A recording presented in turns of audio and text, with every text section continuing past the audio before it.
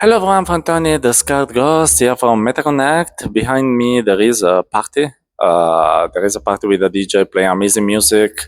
I just found a quiet place to tell you my opinion about the new Ray-Ban Meta display glasses, which have been just announced today and are going to launch in the US first and the rest of the world for 799 US dollars.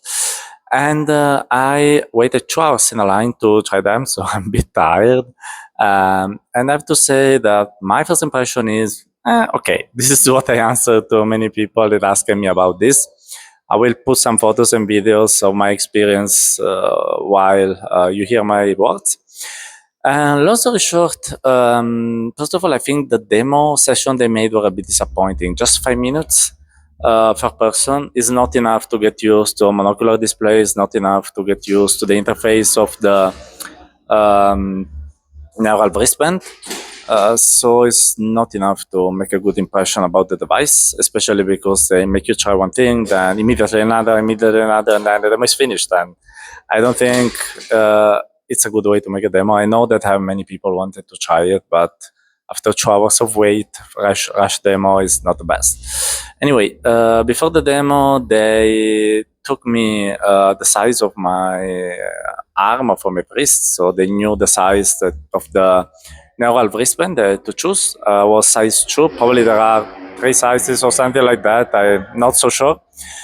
And they put it around my wrist like you put a standard bracelet or like you put a watch or something like that.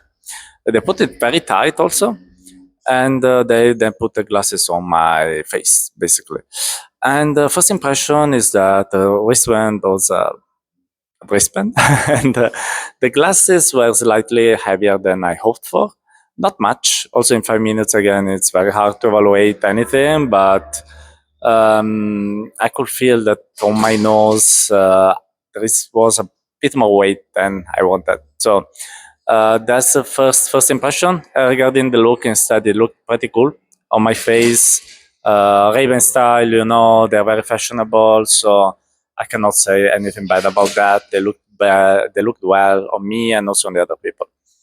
That said, we went to the demo where we tried a few things like taking pictures, like listening to music, like going around the menu of the interface and stuff like that.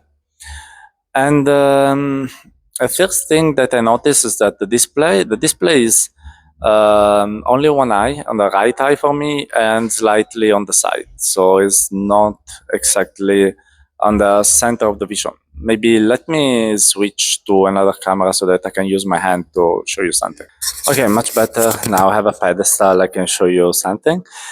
So basically it was on the not exactly center, slightly side of my visual with this size, I would say. I also took a picture with the glasses on to show you what the field of view is. Not much, but it's enough to show some small interfaces, some buttons or some text or a little preview of the photo you have to take. I have to say that it's big enough to do something. I cannot translate it in degrees of field of view, but it was okay. Still small, and it was monocular, which I have to say, first impression is a bit annoying. My brain is meant to see two things with the two eyes. If one eye sees one thing, the other doesn't see it, it's weird. And I have to say, this caused me some eye strain. I was not super big fan of it. I was speaking with some people that I tried in China, like the Reunion Pro 3, X3, whatever is the name. Sorry, I'm a bit tired now. And display was color, the display was binocular, and I found it much better because my eyes had a coherence in what I was saying. While in this case, my one eye was seeing the interface and the other no, which is not great. I have to say that also was semi-transparent, which again doesn't help with the visibility of it. And at the same time, the claim by Meta is that it's super bright. I think it was not super bright, especially the colors of the interface are pretty pale and semi-transparent. But one good thing is that if I put it, let's say the things that I was seeing towards a tenuous light, I could still see them very well. If I put them in front of a very bright light, I couldn't see anything anymore. So let's say that the brightness of 5,000 nits is good, still not perfect, but still okay. I think it's usable, so that is good. But the display, I don't find it. If you ask me if it's super bright, I would say I had not that impression. Then one thing that I found pretty disappointing of the demo is that the narrow wristband accepts some gestures. We tried something like double tap to open the menu with the middle finger. Then was this with the index finger to confirm. Then there was the possibility to swipe to the left, right, like on the phone screen, something like that. And then there was to volume. We can turn it and move it like a dial. That was pretty cool, I would say. And the problem that I found, I mean, the gestures were usually detected very well. So I had no problem. Like when I did this, it always detected double tap. The problem for me was understanding which gesture I should perform, because again, in 5 minutes, and sometimes it's the index, sometimes it's the middle finger. It's not.